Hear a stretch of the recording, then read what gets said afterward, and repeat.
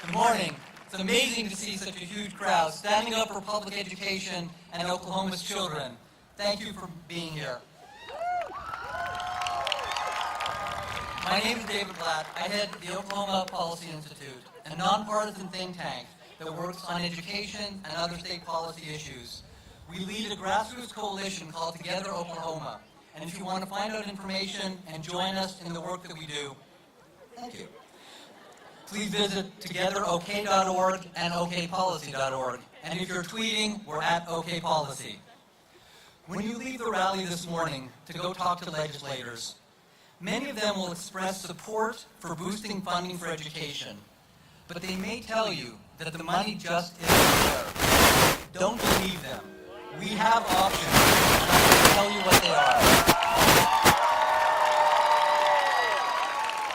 Now, it's true that state tax collections here in Oklahoma are struggling.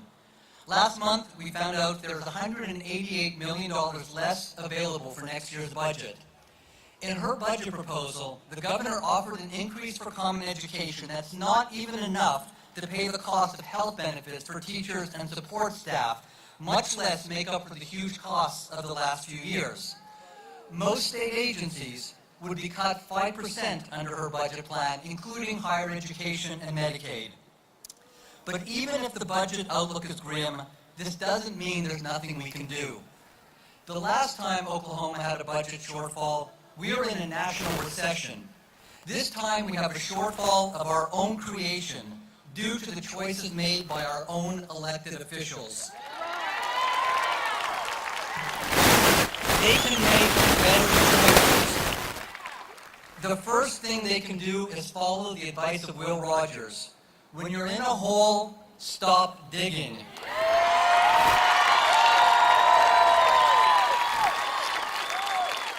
For years, we've been cutting taxes, and our taxes are the lowest they've been in decades. Yet this year, the governor and legislators are again proposing income tax cuts. If we cut the top income tax rate a quarter point, the average Oklahoma family will save $29 a year, and many of you would get nothing at all. Yet we'd have some $120 million less to take care of our schools, public safety, and other critical needs. Some of the plans in the legislature would tie a tax cut to a trigger so that whenever revenues rise, there will be automatic tax cuts. But that's the wrong trigger.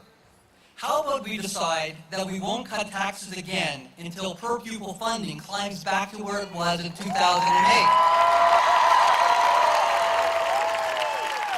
How about no more tax cuts until our teachers' salaries are no longer among the lowest and teachers no longer have to dig into their own empty pockets to buy school supplies for their students? How about no more tax cuts until our college graduation rate reaches the national average? The message that legislators need to hear loud and clear from every one of you is enough. No more tax cuts until you fund the services we need.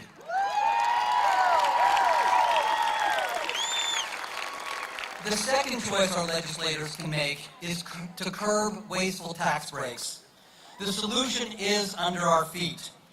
In the 1990s, Oklahoma created a generous tax break for horizontal drilling of oil and gas, back when this was a new and experimental technology. Today, it is commonplace and highly profitable. But this tax break will cost us $250 million this year alone, money that could be spent to invest in our schools and other vital needs. You know, in North Dakota, horizontal wells are taxed at 3 times the rate they are here. And guess what? They're drilling like mad in North Dakota. Their unemployment rate is lower than ours, and over the same time that we've cut school funding by the most in the nation, they've increased to 27%.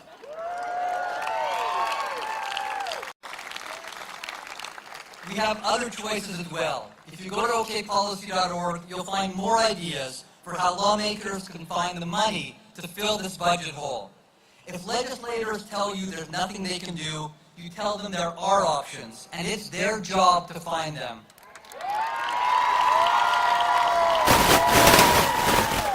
conclude, why is Oklahoma facing budget shortfalls when most states have surpluses?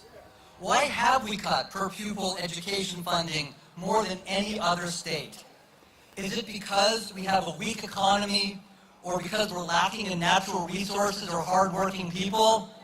No. It's because of the wrong choices we have made to constantly cut taxes and let tax breaks expand. If we can start making the right choices, the money will be there to do the things we know will strengthen our schools and ensure the next generation has even greater opportunities than this one. Thank you.